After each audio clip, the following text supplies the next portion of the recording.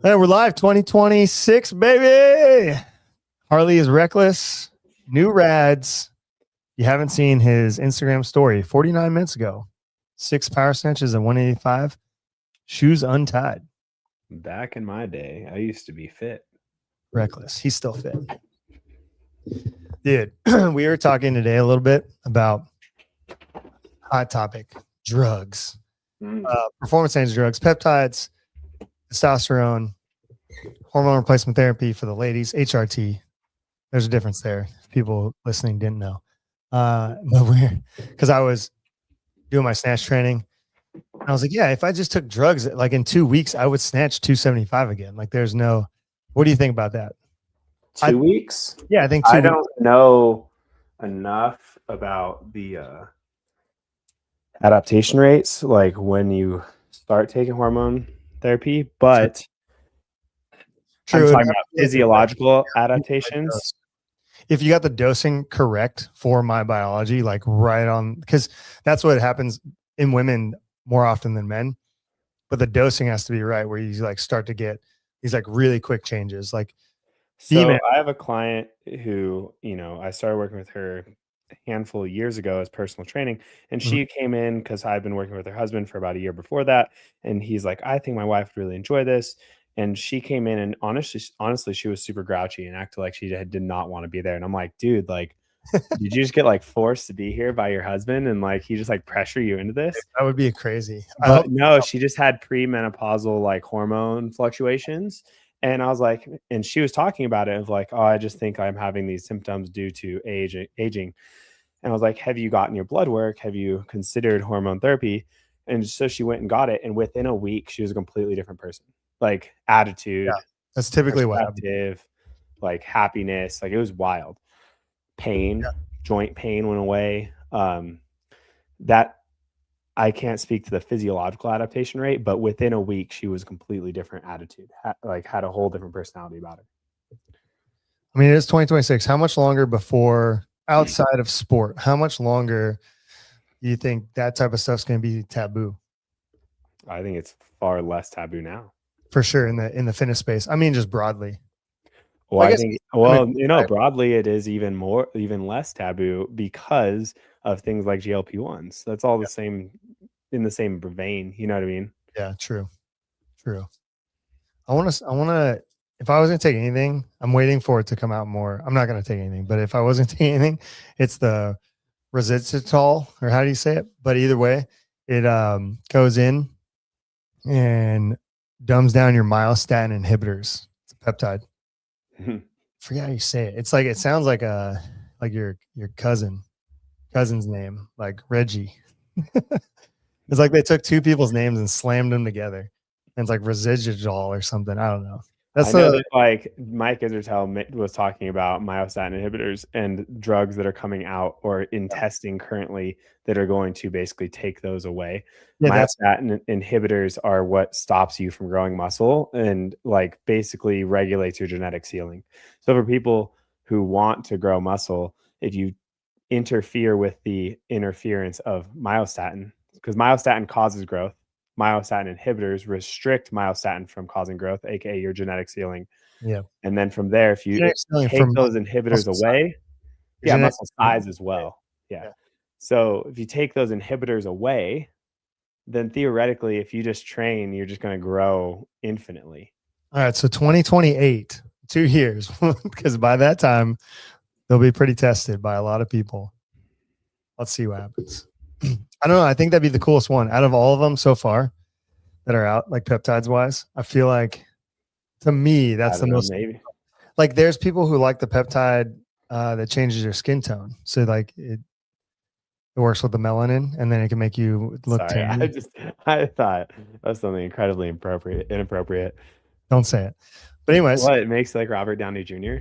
Oh, Thunder. Why is that your favorite movie, dude? It's so bad. It's so bad. It's so often. How often do you watch that movie?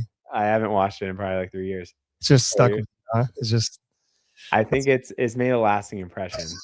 Yeah, in a not so good way. Dude, you brought it up at Legends too. You love that Did movie. I? Yeah. Oh, okay. It's okay if you like that movie. It just stuck with you. Maybe you don't even like it. It just stuck with you. It's crazy. It doesn't age well, but No, they could never make it again, and I think that's what makes it novel, right? yeah, true. That is fair. I like that. But yeah, that would be the peptide. You know, some people want to lose weight. I want to look like the myostatin cow. I'm gonna pull it up. Yeah, the myostatin cows are wild. What Where I would like, this came from. I think if I was to take anything, well, and this is probably because I already am genetically predisposed to respond well to strength. I think that I'd be more interested in like BPC, just to like never like have joint pain and just like always feel good. No joint pain. Like no inflammation, no joint pain. Dude, look at Like this. I don't need perform. I don't care necessarily about This is what I want to look at. Like, That's look what at you want, this friggin' cow, dude. Look at this guy. dude. You want to look like that, dude? Yeah, why not? You'll That'd be never look like that, dude. The problem is your genetics already kind of have you looking like this cow guy. Back in my day, I did. My genetics don't allow that very well. Like, so, and I've tried. It sucks. We were talking about this. I'm all trap and This is why we're talking about, because it like Tanner's here. He goes, Yeah. you know, he lives in Colorado, but he's here for the holidays, and we were talking about it, and I was like, I just can't.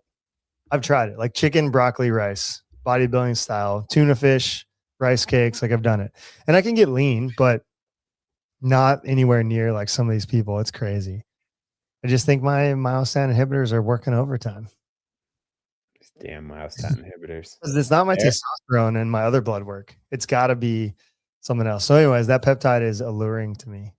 Wouldn't take it though, because then you're banned from like all sport and activity. Even running a marathon for funsies. If you read, that's my stance on why I am not going to take this stuff is because it just takes it will. I have a guilty conscience, and like it will always link the way that Tropic Thunder resonates up here indefinitely.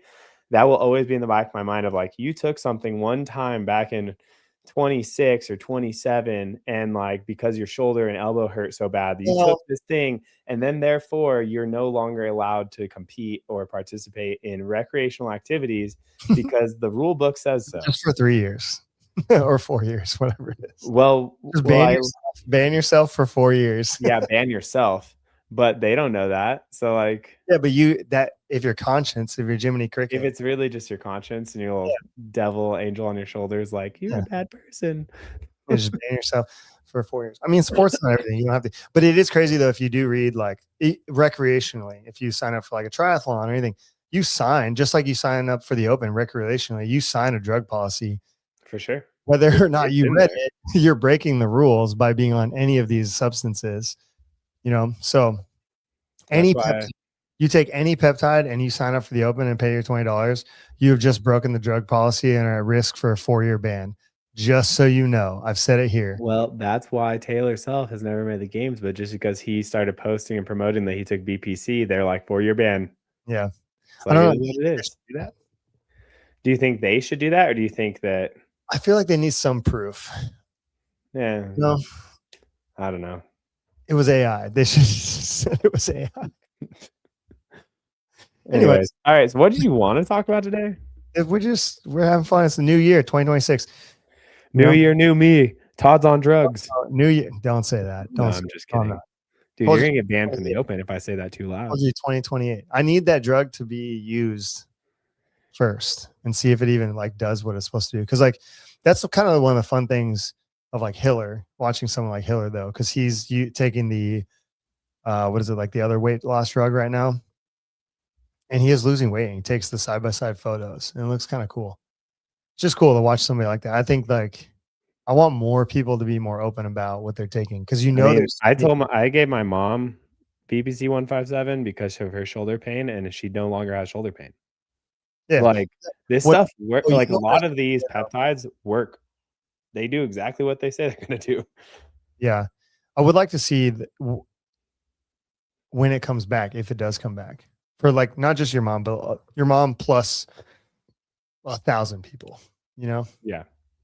Because I do think, because like you got to think, if it does decrease inflammation, like there's probably not a lasting effect of, unless you work on, like let's say you have like tendinopathy of some type, and you are taking BPC, like with your elbow, because you do have tendinopathy in your elbow, or and you start, whatever this is.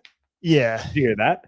yeah. That was my elbow pop. You probably have like bone spurs and stuff. I think I have bone spurs and free floating fragments of scar tissue. Yeah. But you definitely have some, tendinopathy in there. You put in BPC, and let's say you work around it and you strengthen those tendons by overcoming isos, yielding isometrics, and you do the whole thing. You go through the whole protocol and you feel better. Was it the BPC that did that, or was it the BPC that gave you the opportunity to do that? And I think it's the latter, obviously, right? I think it's the latter as well. But I think that's where sometimes, though, like, even though like we're joking about we're not joking, you would get banned, but we're joking about all of that and like your conscience. I feel like there are certain things like that when you play that out that way, that there needs to be a reevaluation of some of these drugs. For sure. As far as being, like, in my opinion, performance restorative. Yeah, therapeutic use exemptions for them, but because they're not FDA approved yet, because there hasn't been enough research and money, they're not making money. They're not making money off it. Ozempic is FDA approved, but you can't get BBC because you can't get enough money off. There's already Tylenol and ibuprofen. No, I agree completely. And the more you're in pain, theoretically, the more they could prescribe you other pain relieving substances. They'd lose all that money on cortisone shots that they give you. Cortisone shots and whatever opioids. We can get real deep in this discussion of pharmaceuticals. That is all that nonsense aside. Let's get back on track. No, this is fun. Yeah, you're right. All right. What did you do for training today? I did a heavy effort. I'm not gonna call it max effort, but a heavy effort day. 5x5 close grip bench press. Nice. Top set was 225. I did 2 at 205, 1 at 225. And then I did 10, 8, 6, 6 of touch and go power snatches, 135, 155, 185, 185. And then I did 5 rounds, 15 toes to bar, 10 shoulder to overhead, and 50 double unders for my Metcon. It took me 10 minutes, 45 seconds because I broke everything up and was slow. And then from there, I did some shoulder accessories, and that was it. That's a pretty solid training, dude. That's like almost a competitive training set. I mean, I only did one Metcon that was 10 minutes. Yeah, you don't need to do a bunch of Metcons to be competitive sets. I mean, you need to do a lot more conditioning than what I just did, but yeah. Yeah, that's just one day. You could do more tomorrow. Could. That's pretty good. Will I? Probably not. Sick. I mean, that's more than I did. I did 4 singles at 205 snatch and Norwegian power training with Meg. 4 minutes on, 4 minutes off. 4 minutes off, 3 minute rest, 4 rounds. Yeah. We did echo and burpees every Friday. Echo and burpees. If anyone wants to come in and join the party, go ahead, come in. You'll get a great benefit. But the goal isn't to go hard. It'll get hard regardless. Like like some people come in and try to rip it. Round one. Well, yeah, and then you fall off like heavily. Like the goal is to sustain each round identically of output. Hey, Cody, you should try 30 grams of baking soda in a shot with 4 ounces of water and do that and let me know what happens. You'll have diarrhea. Diarrhea. He's the only one watching, so that's cool. All right. Well, we did want to talk about the book Legacy because it was the book of the month. Do you guys at your gym, when you do the book of the month for your gym, we don't do anything with it. You don't do anything with it? Do you go around and quiz people at all? No. Dang, dude. It's just a me thing. It's for my ego. It just makes me feel important. For my ego. It makes me feel like I'm adding value, but even though I'm not, because no one actually reads them. Yeah, I asked Meg today. I was like, "Hey, did you read the book?" She's like, "Oh, I just started." I was like, "Dude, it was the book of the month. That was for December." Because I wanted to give them another book. Yeah, I'm going to give another book. What's your next book? I mean, now I'm curious about yours, but I'll wait for the video. I would like for people to actually read. I haven't really started it very much. I have 4 hours left. Blind Spots by Marty Markari, MD. Cool. It's basically when medicine gets it wrong and what it means for our health. Pretty good book. I've read it in the past, and I want to reread it. So that's why I haven't really started. There's not a whole lot of effort there, but it's basically just like a thing of we're human beings and we fuck things up, kind of like coaching. Same idea. Crazy. Yeah. All right. Well, Legacy. Did you read it? Did I? You know how to read? Yeah. Did you? I listened to it because I don't know how to read. Dude, for whatever reason, that joke hits every time. Everyone I've said that to in the last month, they laugh. They know you're really joking. hard. They know you're joking, and they know that this day and age, unless you're some weirdo, no one reads books. Dude, I know a lot of people read actual books. How do they have any time for that? I'm not one of them because I don't have time nor the attention span, which is a me problem. I could have the attention span. Mine's an attention span issue. Easy, 20-minute drive to and from the gym. Easy to bang out 40 minutes a day of bookage. Yeah, I think that for me, it's I say attention span, but it's not necessarily purely an attention span issue. I think it's my form of consuming information. And so when I read, I have a harder time actually digesting the information. But when I hear it, for whatever reason, I have a much higher retention, like Tropic Thunder. But like I passed all my college, courses primarily just off of information and lectures and taking good notes. And like I didn't read in college almost at all because I just was so slow at reading and absorbing the information that they would be like, read this next 2 chapters tonight. And I'm like, that would take me 2 hours. I don't have the time. Yeah. Just literally the time or energy. So I would just go off of my notes and do my darndest. And I had a decent GPA. So like it clearly worked. Sick. Did I miss out on some content? Probably, but all right. Well, most kids can't read nowadays, so it doesn't really matter. Anyways, all right, break down Legacy by James. Kids can't read. They can't. Talk to any teacher. A lot of them cannot read right now. It's crazy. Or their reading level is too low for the grade that they're in. Let's not even get into that. It's wild. Legacy by James Clear. So what is it, Harley?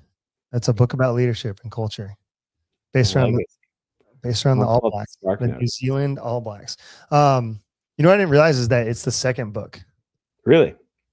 Yeah, it's a reiteration because they wanted to go back and make sure that the values and principles applied met other groups. Namely, they'd say it in the preface of the book, namely women, because obviously, not that women don't play rugby. There's a very well-known rugby female player that everybody loves, Iona. But the New Zealand team is famous and they're all men's team. So how they became the All Blacks and the most winningest team was they didn't know if it applied. So it was pretty interesting because I read the first one, but it's all the same. It's just they kind of use different examples. That's interesting. Reach more demographics, you could say. Legacy was the second, or was there actually a second to it called something else? No, there's another All Blacks book. Audio presents. So I think that I just read Legacy. I don't recall it being very gender neutral. I think it was purely just discussing their ways of life and their examples. So maybe I read the first rendition or listened to. But anyways, Legacy breaks down the All Blacks sort of principles, the lessons that they hand down from generation to generation of their team from year after year, and what allows them to be consistent in their craft, their ethos, and their presence as a team. Yeah, I read his 2 books, actually. Now we're learning so much more. I read How to Succeed Like the All Blacks. That's what you read? You didn't even read Legacy. Oh. No, I read Legacy. Okay. No, I'm saying that was the one that I thought Legacy was How to Succeed Like the All Blacks. And then there's also The Jersey by Peter Bills. So all these different things. Based around the same core principles, which is great. It's the same core principles and this based off the same team because they have the most wins in all of sports history. I would say because of their unique culture and what they stood for and what they built their principles on. which made them successful, which is what we should. Well, they discuss in the book that winning was no longer optional. It was no longer even a That's tough. question. It was more about the ethos and the Mhm. characters that they built along the way, because they became so efficient at the game that they didn't have to worry about winning. And they knew that focusing on the people and the process led to winning more. Do you want to go through the? I pulled it up. The core I did. principles. of the I book. did too, just because I knew that I wasn't going to remember all 15 of them. No. But yes, I have pulled up the list. Would you like to Yeah, let's go We're over the taking first one at a time? Yes, one at a time. Let's do it for Sure. for the people who did not read the book yet. Here's your Spark Notes, brought to you by Coach Todd and Harley. You can say Understanding Todd, I books guess. by Coach Todd Understanding books and their core principles. versus understanding adaptations. Anyways, go ahead. What's the first one? All right. The first lesson in leadership is sweep the sheds.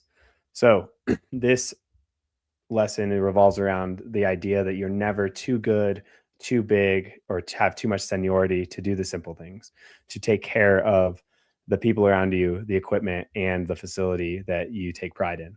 And the more you do for the facility with your teams, the more buy-in you have to your environment as a whole. Yeah. So character before status, Correct. a big one. Yeah, you touched all of them. What do you think about sweeping the sheds? I think it's a very, for me, I watch a lot of people, like even in the gym, like we get to equate it to CrossFit gyms. I watch class members, you watch other coaches, you watch one-on-one athletes, competitive athletes, and being in the gym space for a really long time, I think there is a pretty strong correlate, whether they've read this book or not, to the athletes that diligently clean up after themselves with the equipment they use, the chalk they use, the floor space they use, and leave the gym better than they found it, and their general success as an athlete. Do you think that's true? I think to a degree. I think that it's a cultural situation and it comes from the top down. So I think that genuinely, if the leaders in the space, Individually, like just one I person. understand, Yeah. but I think that that doesn't necessarily mean they're going to be a successful athlete, because people have different weights and merits and where their line is of what they want to work towards. And some people just don't have high level goals. Some people, like I'm just thinking about the average member at the gym, right? I would say that even just the members are better members. Like they're more attentive. They're generally the same people, are more coachable. They relate a little bit better. They get on board with your process. I think because Theoretically, yes, but that doesn't always mean that they're going to adapt or get better, because sure. buy-in and effort is where I'm getting at. Compared to someone who doesn't.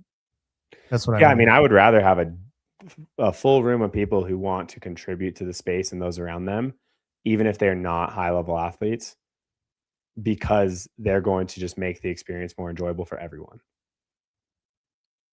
Yeah, I have a question. Do you think that process of like sweeping the sheds is contributing to others or contributing to yourself? No, it contributes to everyone in the room. Really? I take it as actually contributing to yourself. Well, I mean, it is refining your own craft. And I always stand by, you're either raising the average or lowering the average. And so by being a better version of yourself, you're increasing everyone else's experience.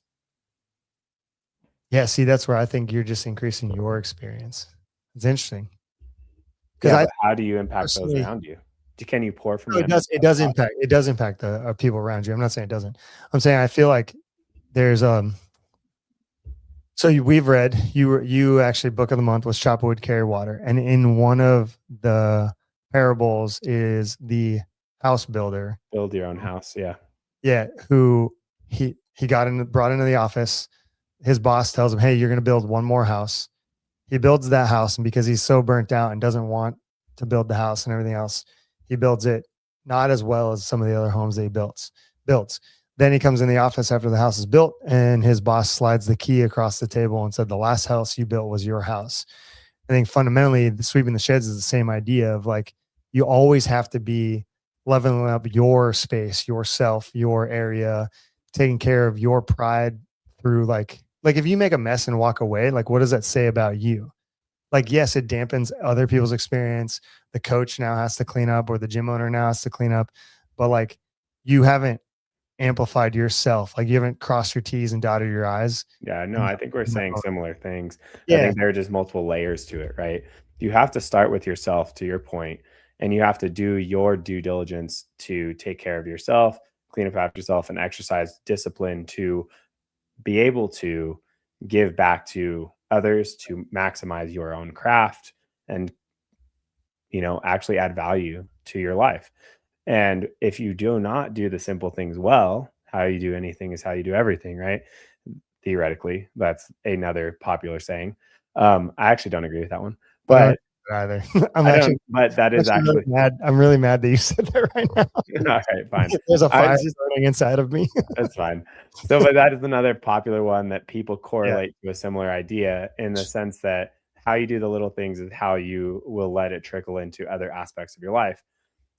The other popular saying that I was referencing is, you can't pour from an empty cup. So if you're not maximizing your own opportunities and your own potential through discipline, good choices, cleaning up after yourself, and doing the small things well, you're probably not going to be able to add value and bring energy and positivity to those around you. Yeah. I mean, I think yes, 100%. I think that's more like in the principle number 3. I just feel Sure. like there's a Sure. lesson of self pride in sweeping the sheds, I think, and like pride for the team or For your sure. gym or your coach or your community, which, like you're saying, does bleed into everybody else. I don't know. I guess Yeah. that's the lesson of why I would like force people to try and clean up after themselves. Cause I hope over time they're like, I really love this. This is great. And they like understand why it feels good. Even with like having a kid now, like watching her clean up after herself, I think, or like she was putting cans away in the fridge. And there's just like something about achieving that process that's really rewarding for herself, and making sure that all the cans are lined up where they should go exactly in their spot. So to me, that's where like the sweeping the sheds kind of Yeah. resonates. But What's funny is we got a new dumbbell rack. I don't know if I know I told you we're getting new equipment, but we got a new dumbbell rack, and it is 3 tiers high. It's a different orientation than it used to be, but it's simple. Dumbbells are, they have numbers on them. They go next to their friends, and ideally they're in the right order, right? Like, it should theoretically be pretty simple. I had numerous people be like, "Hey, we really need labels on these dumbbell racks. Like, people are going to mess this up. Like, you can't have that much faith that's a in fair it." point, but still. That is a fair point. And I was like, "Hey, like, I'm going to get to it, but like, it's not necessarily the highest priority in my mind right now." I've only had to correct it 2 times in the last 3 weeks. Sick. See, I'm just like, it's crazy. No one wants to be the person that messes it up, really. by their You know what I friends. mean? Or 20 get goats. harassed by their friends. Correct. Like, it's crazy. So I think that comes back to the sweep the sheds type thing too. Is like, if you just do the thing and you take a moment to look around, you can leave the place in as nice of a spot as you found it, ideally a better place than you found it. Yeah. All right, And let's go. What's up? I was just gonna say, generally, like all 15 of these, a big theme around a lot of this is it is actually really simple. It only becomes difficult if you make it difficult. So just Right. keep that in mind when we go through any of these. And like, if you want to apply it to your life, we're not saying take the dial from like a 4 and ramp it up to an 11. Like, just go from 4 to 5, Easy. and then over time, Make it easy. yeah, this should not be like, you shouldn't be crying about this. Like, when you leave the gym, like, why did I do that? I didn't. That's my job. Harley told me to put the dumbbells next to each other. Like, if that's where you're at with this, like, you take a lot of steps back. You're like not even ready for sweeping the sheds. Like, you're not even on the team yet. Like, that's we got so many other things to figure out if that's right. where you're at. All right. Number 2. All right. The second principle is go for the gap. So, I have no dickheads, but go ahead. oh, really? I went off an AI. Oh, sick. No dickheads is way deeper. It's 6 All on right, this list. all right. Go for the gap. I remember in the book, like, no dickheads was like, I think like 10 or 11. Like, these aren't, apparently we're not reading in the same order. No, we're not. Go ahead. It doesn't matter. We'll go with that one. Okay. Order does not matter anyways. Yeah. They're not actually, they don't build upon each other, but they do interconnect if you want them to. So go for the gap. So adapt when you're at the top of your game. There's always something that you can refine and improve. So essentially, figure out where you're deficient and try to strive for incremental progress so that you can fill in all of the holes you may have in your game, whatever your game is. Yeah, and you should always like play what's in front of you. That was like a big one, like relative to playing rugby. But I mean, I think that's CrossFit, same thing. Like play what's in front of you. Don't anticipate too much. Like the season's coming up, and I think there are people who are trying to already anticipate like who's going to sign up. Am I going to get to quarters? Am I get to semis? Am I get like, whatever it is. Selection, like yeah, don't just like you're right here, you're training right now, like work on your weaknesses, work on the training you're on, talk to your coach about where your improvements are, and like just be right there. And then when the signups come or the workouts come out or whatever it is, play that then. Don't, yeah. I think that's a good one. That's a pretty simple one. Did you freeze? Oh, I was actually reading Cody's comment. oh, okay. He ended with, it's too much to type out, but very similar. So I was like, oh, we don't need to actually say that. No, yeah. He's just adding value. He's throwing stuff in there too. He's in here. All right. Play with purpose is my next one on my list. Oh, so play with purpose. You have a why driving your training, driving your preparation, and driving how you play the game. So having a why used to be a very big buzzword and a buzz topic back in 2016 through 18, I'd say. There was like a big, some people still ask that question, but yeah. Why am I doing this? Like, you probably already know that. Yeah. What's crazy is, so like, I'll just share a little anecdote. Whenever I like started hearing about like Jason Khalipa has his daughter with like leukemia and he's doing it for family and he's making a living off this and he's trying to like do this for himself and lead by example and whatever.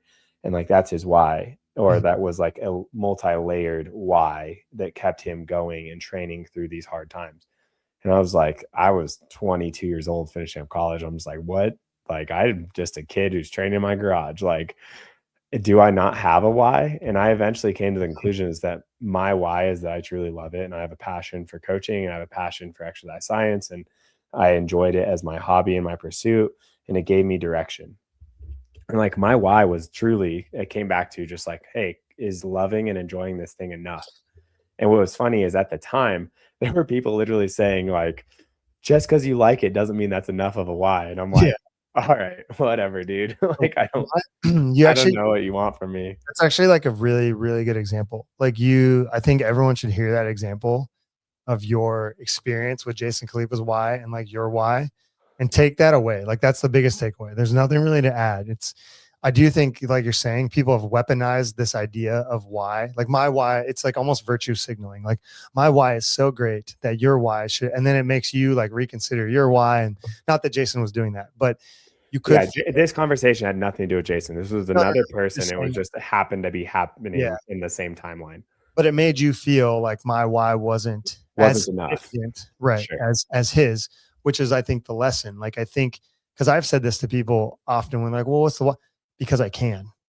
Like that's enough. Like you don't need this huge, grandiose. And I think some people don't like that. Like it does. When I say that, it rubs them the wrong way. They're like, well, how could that be? Every person out there in Instagram land has told me it's got to be some crazy thing that gets you out of bed in the morning and da da da.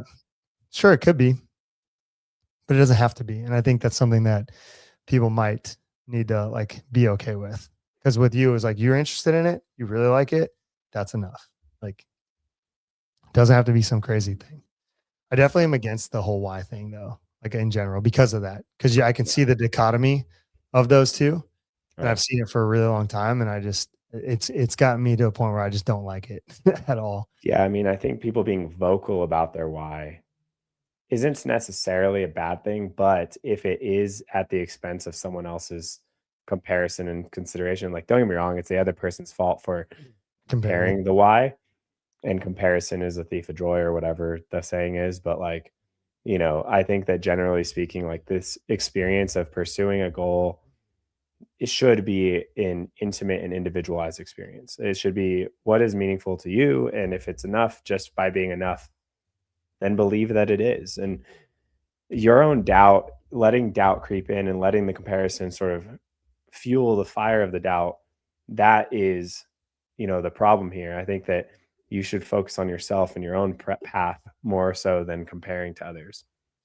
Yeah, or even like listening to other people. Like if you, like I've watched a lot of people who I would argue should not quit CrossFit because they're just really good at it. And honestly, there's not going to be very much else in their life. And I've done this long enough now that I've like watched people like, and they go on and have a fine life. But like when you look at something like passion filled, driven filled, not saying that you have to, like you talk about all the time, like retire to like compete. You don't have to, but at least like having some regiment, having something challenging you're doing. And it doesn't have to be CrossFit. It could be music. It could be, writing stories. It could be writing poetry, whatever it is.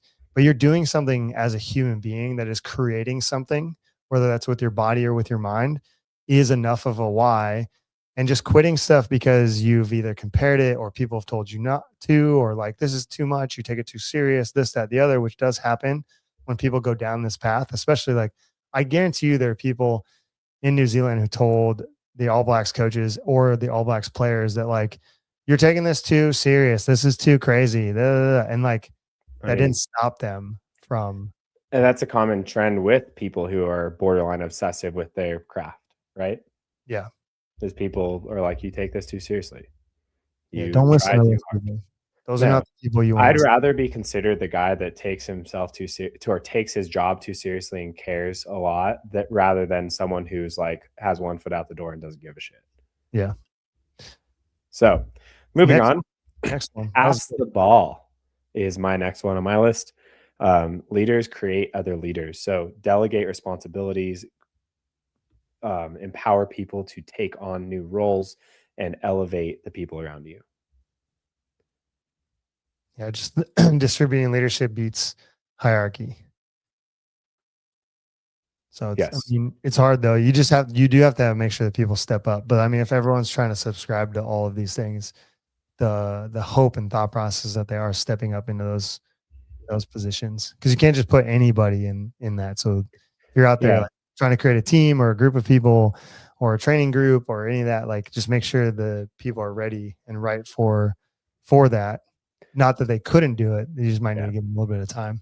So as we're rebuilding the team at the gym, the coaching team, we basically a rule that I'm trying to enforce is that if you get an employment offer and you're going to be coaching to any degree, the days that you coach, you get 2 cleaning tasks, period. Nice.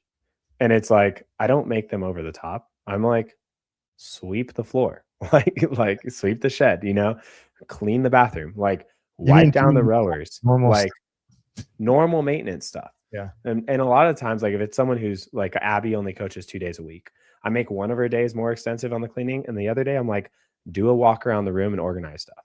Like just take 1 lap. I think that's very fair. And she's also an over the top, like very bought in, very self-motivated person. So like she's gone and done 3 cleaning tasks when I asked her to do like 2.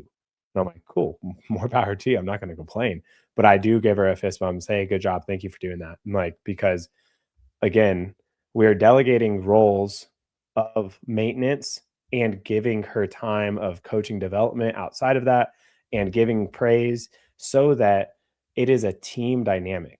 Whenever like I was out of town or I'm going out of town for the Mode Classic, I was like, hey, Steven, can you coach this weekend? Abby will coach the following weekend because both of us are gone. And then I've been coaching most Saturdays anyways. So this is like the first time I've asked for a Saturday coverage in a while. And then from there, there was no questions asked. So I was like, yep, totally can do that. And so it's like this level of like buy-in to us as a team, like is what I'm going to try to continue to cultivate through praise, appreciation, but also delegation and actually asking people to do stuff without feeling bad about it. Yep. I mean, and also I'm assuming they get compensated also monetarily for it too.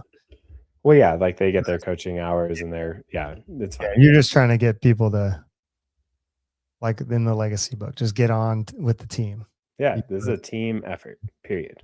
So, all right. Hopefully you're not getting a lot of pushback. Next one. I have not gotten any pushback with that. No, it's great. create a learning environment, cultivate a culture of marginal gains, where everyone is committed to getting 1% better every day. So Yeah, that was a hard. learning environment. That one's Go a ahead. hard one because the 1%. I think some people, everyone has a different definition of what like their 1% is. 10x baby. I know sometimes people like miss the mark. It's like, well, that's actually not like the 1%. Like that's just like the baseline, which is tough. So there's some guidance in there that you gotta Does the baseline entitle you to improvement? know. No, it sets you up. Like, but Right. So when I say baseline, we're just talking about like people who showing up. walk in, Yeah, there you check go. the boxes, showing up, doing the thing, Having leave, consistency. having some consistency and leaving. I would say even having consistent, like let's say you try to train 5 days a week. That's 252 training days a year. Like you do that. That's the bare. You train 3 days a week. That's like what 170 something training days a year. So like that's like for me that is like the baseline. Like Yeah. you gave yourself the general opportunity of your 3 time a week or your 5 time a week training based on your goals. And then that sets you up to do all the other things inside of that consistency. So I would even argue like consistency is baseline. Even though for some people I know it might be their 1%.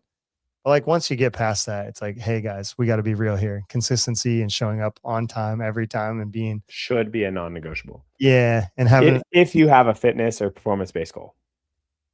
I would even say health goal, man. Like I mean, I think 3 days a week for just health maintenance is totally fine.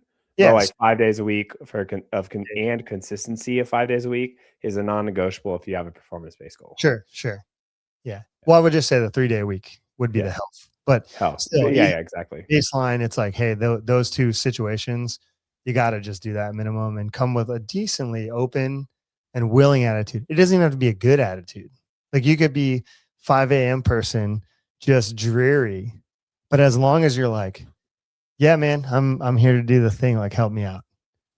You know, you don't got to be all pep in your step, all crazy. Like that's the 1% would be pep in your step. It'd be a tangible example there. But baseline is coming in your 3 times a week, being like, what's up, Harley? What's up, Todd? I'm here. You know, like a little bit of Eeyore in your life. That's fine. But then if you want 1%, you come and be like, what's up, dudes? Let's get it. Back squat day. Like that's 1% for me. I think you just have to actually push yourself to the limit. It doesn't matter what your tone is in the room. I just meant if you're willing to fucking drive, their general level of demeanor. Sometimes people are tired, you know. Around here, the Bills, I'm boring as shit, and they're so upset. Everyone's so mad. Anyways, I'm a boring dude in the gym. I just show up, just go to my corner.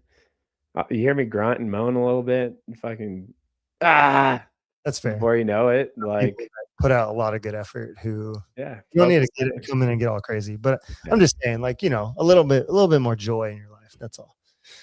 I hate this. Why am I here? Next one. All right. On my list, it would be no dickheads. So prioritize character over talent because a single toxic individual can destroy a culture. Yeah. So you have to follow the spearhead. You again, I used this phrase earlier. It's a top-down approach, right? It's a top-down impact. The people who are leading good behavioral, good behavior, discipline, being a good person, taking care of those around you and the space, generally set the tone and the expectations of what is acceptable within the culture. Yeah. Talent it comes with entitlement. I think generally there's like that connotation. Yeah. And I think that's where they're saying like, just because someone has the it factor doesn't mean that they're entitled to anything else. 100%. Yeah. And Coach K book, Leadership, Leading with Heart, he does talk about like you earn what you get. So like, no matter how good you are, the minutes you get on the court are going to be the minutes that you've like earned. And that's just a good way to look at it. I think a lot of people in life don't look at it that way. Like you could be the best athlete or player on the team or person in the world, but if you haven't earned your time through the culture or the expectations, you shouldn't get anything. You know, over somebody who has Right. in putting, you come on time. Like there's an expectation of timeliness. You come on time, you listen, you're coachable, you put in the time, you run the drills, you don't negatively talk the drills or this or that. You don't negatively talk other players. You don't negatively talk the team or the coach. You work hard. It's clear that you work hard, and you might be less talented as somebody else versus somebody who's overly talented and they're 5 minutes late pretty regularly. They say negative things. Oh, this drill again. Come on. Let's play 5-on-5. Like I've had those athletes when I've coached high school sports. Like, and it's like, you're just not it, man. Like you're just not going to get it. And what'll happen is as you watch the trajectory of those athletes / people, they never really become anything special. And that it's all because of the attitude of that. What's funny is someone, it was Danny. Danny told me one time, he was like, man, it's crazy. You didn't get a positive outcome from a negative attitude. I was like, damn, I feel so seen, but also attacked. Like, yes, no, that makes complete sense. Like, and it takes what it takes is like, oh, like no stinking thinking, right? Like if you negative attitudes and like perspectives yield negative outcomes, but positive isn't guaranteed to yield positive, but it's better than negative. Yeah. And neutral is probably best because it's objective and you play what's in front of you, as you said earlier. So yeah, it's like, well, you can have a ton of crazy. stability too when you are more neutral. Like neutrality is probably the best spot to be in. For sure. You don't have to be like rah, crazy, positive, hype, but like you have to be willing to do work. You don't need to be emotional about being asked to clean the sheds, sweep the sheds, but you should probably just show up and do the work. And, you're not entitled to progress or the 1% gain. But if you show up with a neutral and willing attitude, you'll probably find a way to get better. All these things are tying in. That's crazy. It's tying in. That 1% is just that hype. You have the extra can of C4 when you're not supposed to, and you're just like afternoon, just after 1 o'clock, you're just chugging C4. I just don't getting tingly, dude. Let's not get into that. I don't believe it. Dude, I drank a C4 on New Year's Eve at 8 p.m. I slept like a baby. I was fine. That's because you have narcolepsy. What's the next one? Narcolepsy. Dude, you got something. Anyways, next one. Insomnia. You fall asleep too easily. Next one. I fall asleep so hard. All right. We're past no dickheads. All right. Embrace expectations. Aim for the highest cloud. Set internal benchmarks that align. Set internal benchmarks higher than external standards to drive your elite performance. So essentially it's basically saying ask the most of yourself. So I don't like as I sort of demonize everybody has to do this one. Just so yeah, for sure. I think just the elite athletes have to do this one. Yeah, if you're trying to break through to the highest level of the game, yeah. period, the tip top of the spear of the sport, like you gotta level up. But this is the 1%. Like you want the 1% of the 1% almost. Yeah. So I know I just demonized expectation, so I don't really like that they use that word, but I like the use of standards, right? Like you have a set of standards that are your non-negotiables of the way you behave, the way you conduct yourself, and the way that you execute your work process, your work, for sure. And I don't think expectations are good because normally that has an outcome correlated with it. That's why I think standards of discipline is probably a better way to look at this. That's a good take on that. You should send them an email. They might learn something. Because I like that a lot. Because I'm the type of person where like words don't have, they have meaning. I don't want to say, I'm gonna contradict myself in a second. Sometimes I think a lot of words don't have meaning because it's like a broader concept that someone's bringing in to use it for. So then it dilutes the actual meaning of the word. So I'm okay with like a lot of words. That's why I like where I hear the word expectations or standards. Like you hear expectations and you hear like, okay, well there's an outcome there or there's something there. And that is 100% true within that word.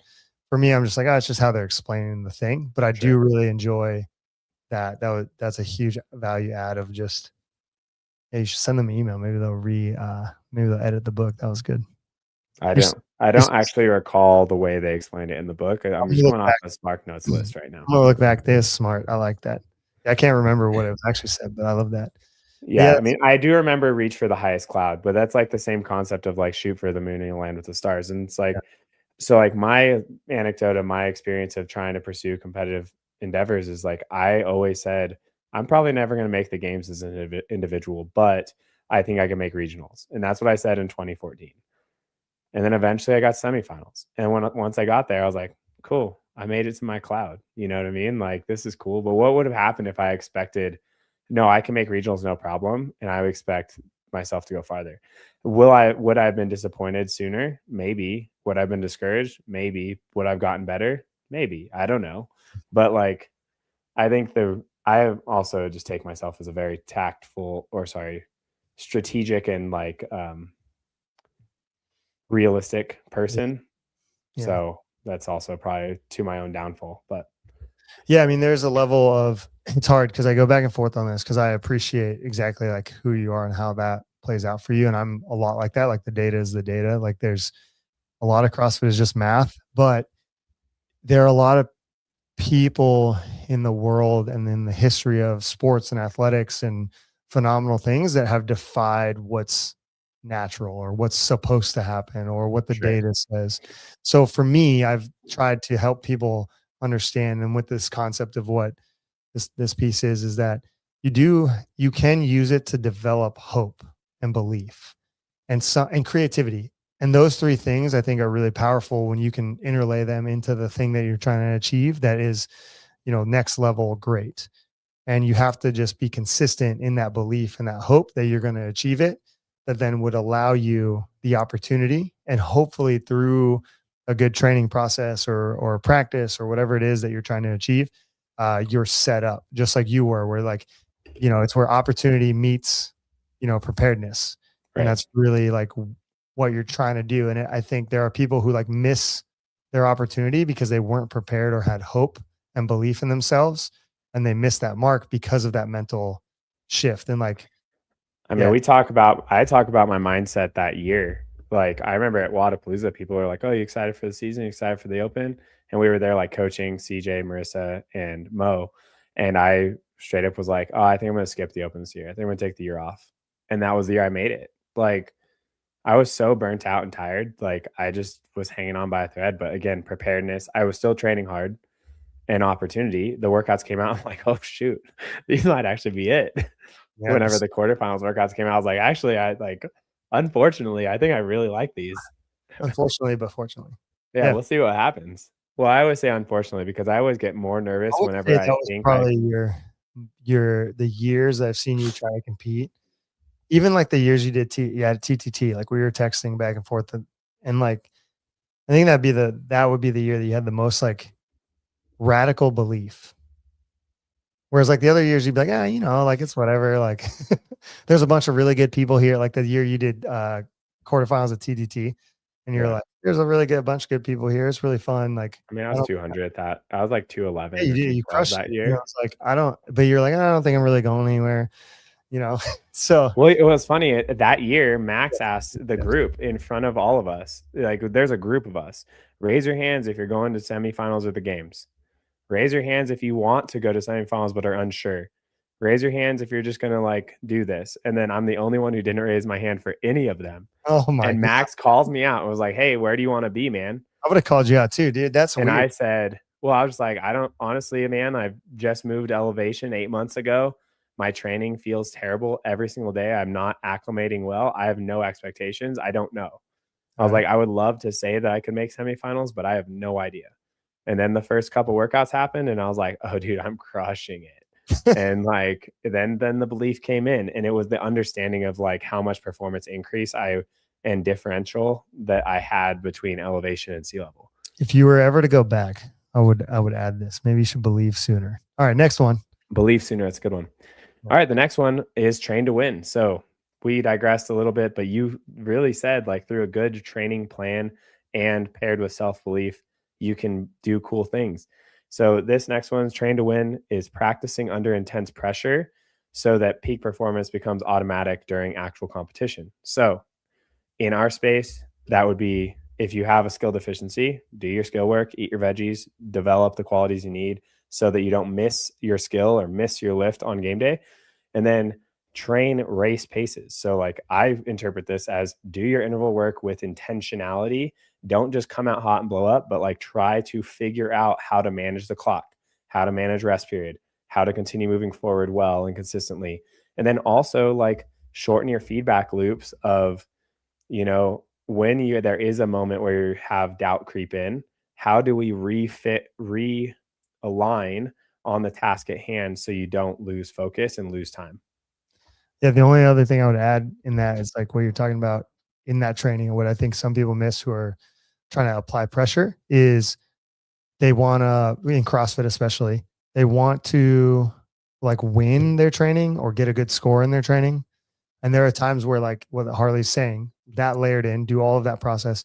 Also have times where you do that interval work and you just send it and try to hang on and deal with the chaos as it's coming and see how that plays out and take notes. Yeah. I think too many people are like, well, I had to stop. You had me at 3 intervals or 5 intervals and I had to stop after the second one. It's like, okay, good. Like, did you go fast? Did you apply intensity? Did you learn a new pace? Did you learn what like might be too fast? Or did you learn like, oh, in that first round, I could hold this pace. Well, now there's opportunity there. Like I could hold this pace for 1 round. What if I could do it for 2? What if I could do it for 3? And now you're a whole new athlete. So there's that aspect within our sport. It's very different, like obviously in other sports, because the sport is intensity. So you're like always practicing under duress. Yeah, I think that there's 2 layers that come to my mind in what you were saying. And you're like, the sport is intensity. So, you are practicing under duress. And I'm just going to piggyback off that because that's the last thing you said.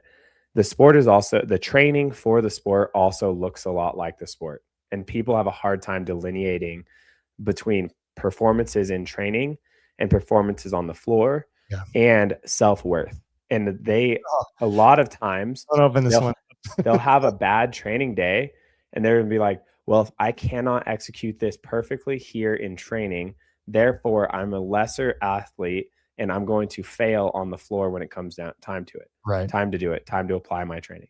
That's not the case at all. No. Ideally, training is finding the line, learning your pace, and learning to execute and learning up here so that you can again stay focused on the task at hand. Play what's in front of you. Yeah. And like otherwise, you just have to take it one day at a time and apply yourself, and you're going to be probably pretty dang good. The other end of it is the other thought I said, or had come to my mind. You said, sometimes you just come out hot. Sometimes you just got to like go hard and find where that line is. I've been giving a lot of people really dense chippers lately, like sets of 50 of everything, and to varying, degrees based on people's skill level. But I often, when I talk about these chippers, it's like, yeah, this is playing the game, but also it's such a big chunk of work that you kind of just need to figure it out. Yeah. Like you can have a good game plan, but everyone has a game plan until it gets real fucking hard. Hundreds chippers and 50s chippers, which are most classic in CrossFit in the sport in CrossFit.com training. There's no plan, dude. Like the second you're 2 movements in, you're like, well, fuck, none of that worked. All right, here we go. So, I mean, and that's partly like, I agree with you. That's how I use them too, is like, I just want people to adapt to the chaos and just try to figure out what's going on with their body and continue motion forward. That's it. Right.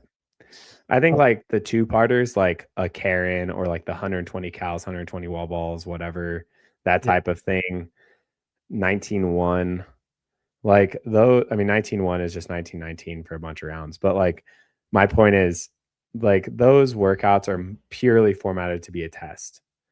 Doing a really dense chipper of a variety of movement patterns, 5-6 movements at 50 reps of each, talking 250 to 300 reps, is giving you your functional volume for the sport, but it's also giving you enough chaos that there's going to be adaptation of all those qualities that we just talked about. Figuring out pacing, figuring out clock management, figuring out the mental game. And like, I don't think like a 2-parter, like 120, 120 is enough chaos to truly figure it out, but it is a good test. And sometimes you'll see that as a test. So like, I bring those up because like, what is developmental in training? What's going to actually improve your qualities? And sometimes if they're too simple, like a Karen, like they're good tests because it's just leg endurance and like who can just hold on to the thing. But like it's not going to actually improve someone's ability to figure stuff out. Mhm. So, anyways, I'll get off my high horse on that one. All right, moving on. Keep a blue head. This is probably pretty appropriate since I was just talking about the mental game and trying to figure it out along the way. Keep a blue head. Blue head implying a cool mind, so a cool perspective. So in high stress moments, rather than becoming panicked or aggressive, keep a cool head, stay calm. So ideally, striving for neutral, as we talked about earlier, keeping a cool head is going to allow you to have a clear mind, shorten feedback loops, stay in the moment, and continue to move forward and problem solve effectively, rather than letting panic, stress, anxiety, doubt, creep in and derail you. Yeah, my favorite one, anger. I need to work on this for 2026. I just get so angry. I just Do get you? so red. Yeah, like their little red devil emoji. That's me. Just get so mad about You things. just see Anyways, red. yeah, I know. Got to work on this one. All right, next It's one. funny because you're a black belt, but I saw this video of this guy. It's like, oh, me fighting a street fighter who just sees red, and there was a guy who's like MMA. He just beats the shit out Well, of this there's guy in a cage. lot. When you think about powerlift, I don't think It having was pretty funny. out of all the emotions, and I don't want to get on a tangent or anything, but I would say out of a lot of the emotions in that realm and the category, I would say having anger is way more useful of a tool in most athletic things than like anxiety. That's all. I think about I'd you much rather telling have me that I was a fierce competitor. what? I Yeah, think about you you telling are. me that I You was are. a fierce competitor, Next one. You are. Just take it. You are very fierce. and I just laugh at You that. just don't think But you are. then, no, but then I was like in a flow state at High Rocks, and I was like, oh, I get it now. I get what he meant. I get what he meant. You're Because I fucking was like, I savage, turned it bro. on. You're a savage. Just stop. You're just a Anyways, silent warrior. Next one. know thyself. Stay true to your personal values Yes, and there you environment. go. You gotta know thyself. Know thyself. Savage warrior. When I want to turn it on, I can. Yeah. Do I want to do it very often? No. No, So high level performance requires honesty. So I'm honest with myself. I don't want to go that hard anymore. Integrity and being real with your teammates. And that is me being real with you, Todd, my teammate.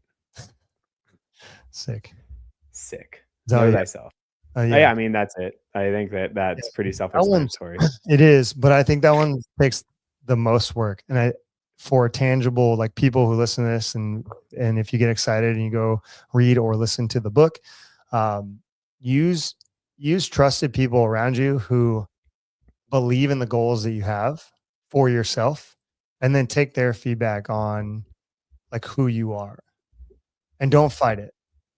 Like allow them to tell you who you are and try to sit with that and like go through it. Cause like Harley is we all know people like to call him very stoic. He is pretty stoic. I wouldn't say he's like the most stoic guy, but he is pretty stoic. But there are some characteristics that I've told Harley about himself that I think sometimes he's like, nah. And then, you just watched it real time and he's like, I am a savage. And he figured that out. And now how long did that take for you to figure out that you're a savage? And it's just one of those things where like about 9 years. Now that he's got that piece, it's like, if you just let that process happen, and it's uncomfortable, it's not.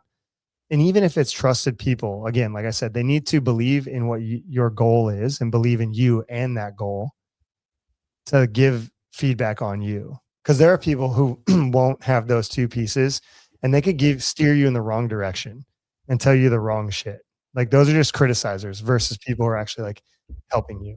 So just make sure that it's like trusted individuals who, again, believe in you and believe in your goal and think that the goal that you have is good for you.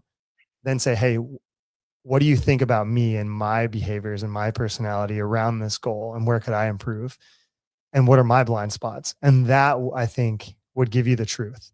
Now, there's time like you could listen to the quote unquote haters, and the haters would have an opinion, but just be careful with that, because sometimes people just say nonsense. So you want to have really trusted individuals, and just as a tangible thing. And knowing yourself is one of the hardest things. None of us actually truly know who we are. We could have a grasp on it. I would say once you have a grasp on it and what you believe you are and are capable of, you have to fortify and believe that and reinforce that within yourself. Yeah, because you're right. It's a positive thing. Like you watch people just trajectory forward because of it. And think about who you want to become, not necessarily who you are, right? Because your behaviors and decisions today are going to influence who you are in 2 years, 3 years, 5 years, etc. So align with who you are as the starting point and then where you want to go as your end goal if you are trying to find a new goal or find meaning and direction to what you're doing, and then do the things that align with where you want to be, not necessarily who you are right now. Yeah. So, and again, that doesn't have to be 0 to 100. It doesn't have to be 4 to 11. Yeah. It could just be 4 to 5, or maybe 6, 7. I don't know. No, Well, okay, all right, I'll shut it's up. not cool anymore. All right, cool. 26, dude. We got like 3 more. We got 4 more. Champions do extra. Be willing to do the work that others won't. And end of story. That one's Period. good. And yeah, Again, that's how you get that 1%. only It's piece. not checking the All right. box. Talk to your coach about what is extra. Moving on. Not just whatever nonsense you think Yeah, is fun. yeah. Do the right extra. All right, next one. Invent your own language. Use shared stories, rituals, and vocabulary to bind the group together. We got Great. lucky with that one because we do CrossFit. Create distinct identity. Yep. Yeah, we have our own language. Those two were easy. Easy. Ritualize and actualize. So I like this. So the All Blacks used a haka to connect them to their team, the narrative, and the values of their culture, And to flex on the other team. and it ignites a collective purpose, right? And it flex just intimidation factor. Well, yeah, because they're one. Like, how are you going to beat a whole team? I was actually talking about this. I'm going to bring it up because we're an hour and 6 minutes in. I made the bold statement that Josh Allen of the Bills is really not a good quarterback. And then Nate and I were looking into it. But it's going to go into this. Hold on. We were looking at it. He's good. He's not great. And numeric wise, you go on ESPN, you look at all the stats. Like, the guy can't really throw a football to make a completion when you look at his numbers. He's like 27th out of the 32 teams in the NFL. Anyways, the point of that is that there are a lot of teams in the NFL, and I just use him as an example because everyone's so crazy about the Bills in this area.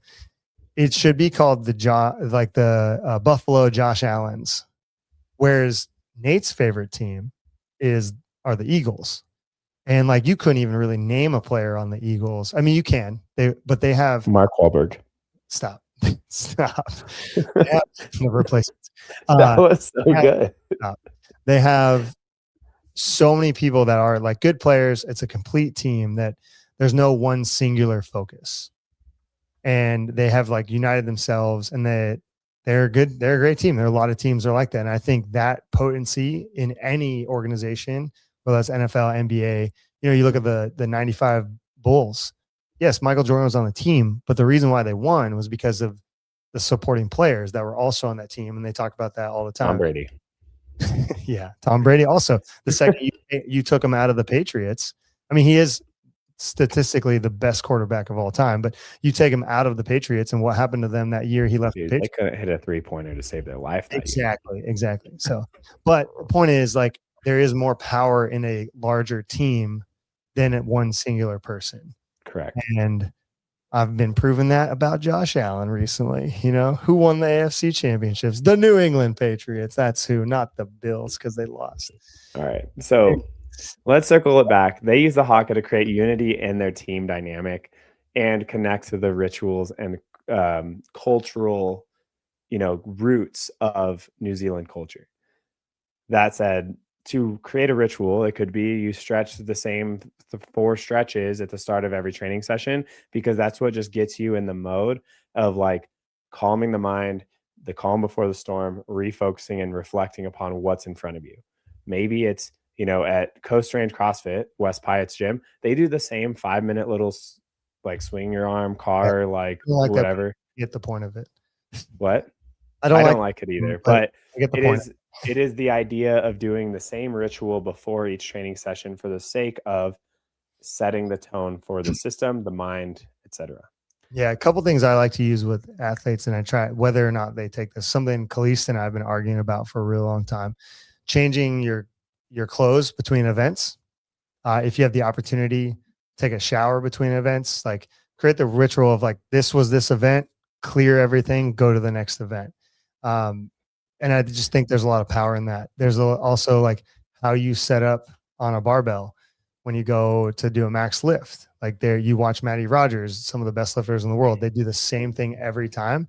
So not only is their lift consistency, their approach to the bar, their ritual to the barbell is the same. And same thing, like when you do qualifiers, you should build a ritualistic approach to how you Around set up setting up your camera. Yeah, exactly. Do your Your measurements. camera, your etc. judge, exactly, all of that. So you de-stress yourself by learning these skills The and more automatic things can become, the less you have to think about it.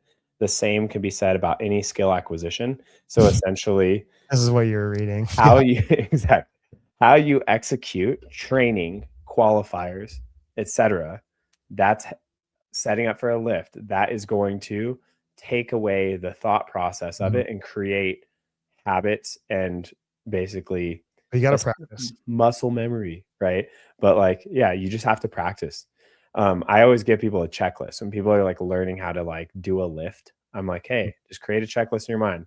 Foot, hand, lats, pull. You know, like as dumb as that may sound, Whatever it is, yeah, for them. but like that's, I mean, that's what Jace did. I was like, dude, when he was training for Heavy Isabel, I like gave him 15 per time and he shit the bed. He just like messed that up completely. I was like, what was that? He pulled the bar 22 times and only made 15 reps at 225. I'm like, what was that chaos? I was like, every rep looked different. There I was you go. like, you just need to create a system. And then from there, it was one of his best events. And it just took a ritual, right? Right. All right, moving on. So be a good ancestor. I do want, before you say that one, because that's our last one, right?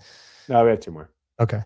My goo gel, walking around in circles for 5 minutes before Metcons, 100%. Or like me, where I like talk a lot before a Metcon and I like hold the clock timer so no one can start the clock.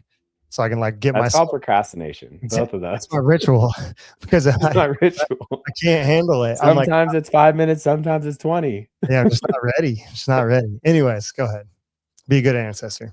Be a good ancestor. Be yourself as a temporary steward of the team's jersey, and you want to leave the organization and the jersey in a better place than you found it. Yeah, that one's huge because I think just generally this is, and I try to do this in my own life with a lot of things like, and it actually happened to me, which was really great. And I'll give the example of just giving in your life where credit is due, right? One of the biggest things that irks me, like within the CrossFit space, is Matt Frazier and how he never gave credit to Ben Bergeron. He never gave credit to, Shane and a lot of the work that they did and some of the other people in his career as he was going up. And I just don't really like that. I don't think it falls within that ethos of what we're talking about, because like having that gratitude and knowing like, okay, this is what I've learned, where I've came from, what helped me, what supported me. I got here because of those things, whether you have disdain for them or they rubbed you the wrong way in some areas or, whatever it was, because I'm sure most of the All Blacks aren't like super pumped on the organization and what they did, but I'm sure they're really grateful for the opportunity they had, the coaching organization, the administrative staff they had, the way they presented themselves, and every victory that they had. And I think there's a lot of value in that and giving credit there. And like Kyle Ruth has a coaching group that is on School, and we add value in there and we all talk and stuff. And, just the other day, he gave me a shout out in one of his videos on something that I was talking about that he thought was a great idea. And it's like, that is the small piece of it where like you just push everybody forward in a positive sense and know like this education came from here, or this outcome of sports performance came from here, or your coaching came from here, and it pushes you forward. Because having that gratitude could lay the groundwork for the next person. Because if you leave that thing and you're negative about it, because like, look at like Ben Bergeron. How many people want to get coached by Ben Bergeron anymore? Basically doesn't even have a coaching organization. And a lot of that could be, not all of it, but a lot of it could be linked back to the way that Matt didn't talk about him and give him the credit where credit was due, some of the rest of the community. And it's just being like a negative thing, and you're not realizing the impact that you're having on the places that you came from. And I think that's a good ending tool in their book of like, and leaving the jersey like better than you found it, right? Having pride for what you did with that organization. The last one is write your legacy. It's up to you to add to your team's ethos and recognize that you're currently writing the history for future generations. So to your point, like you just basically drove all that home. The reason I just sort of chimed in is because you were basically explaining the next level to being a good ancestor is that really you're not just leaving the current state of this thing, but you're writing the history and the impression that others, can see and will feel how they'll feel about it. Yeah. And they can get that benefit or not. Like, I mean, I don't know. I don't want to harp on the Ben Bergeron thing. It's a good example though, but I did CompTrain. I loved it. And I think it's still a great program. And I think the things that Ben had to say and like helped athletes throughout the years of that was phenomenal and was groundbreaking and laid the groundwork and built everybody up where they're at. Same thing with like James Fitzgerald, who you don't even really hear about anymore. You as much as, and I don't want to speak for Max at all in any way, but based on the podcast that they put out publicly, like I know he had a lot of gratitude for James in hindsight, but like TTT is where they are because of James Fitzgerald and OPEX, Right. And they have alluded to that and acknowledged that as well publicly on their podcast. So that's a quality thing, but like something always comes from something, and it's important to remember that. And like you should just walk that with humility and gratitude. Yeah. Really important. Like all the shit I know is because of other coaches and way smarter people than me. I just try to pull it all in and hold it together. Yeah. Yeah, it's good, dude. That was a good book recommendation. Yeah. Everyone should read or listen to it. Yeah, it's a good one. Legacy. Give it a listen, give it a read. It's good stuff. Especially for everybody who's training. New year, same you. New year, same you. But you could bring in some of these tools, apply them not just to your training, but your life and your friends and family, and become a leader in your local communities. It would be great. You can, if you want it. Retexting. Yeah, I gotta go. All right. I'm out of time. Okay. Thanks for sharing, dude. All right, dude. I hope people enjoyed this. I can't even talk now, but Harley's got to go. So we out of here. We'll see you next week. Have a good one, y'all. Actually, we won't. We'll be at Mode. Yeah. Should we go live? Should we go live from Mode? Sure. If you bring a mic, dude, let's go live from Mode and just we annoy can James. live stream off of the A75. James into the even computer. care, honestly. Huh? Text him. What? Let's get James on the live. He'll be so busy. He'll be so busy. there's He's no- not gonna do that.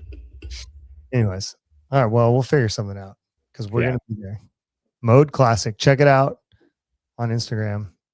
Okay, bye.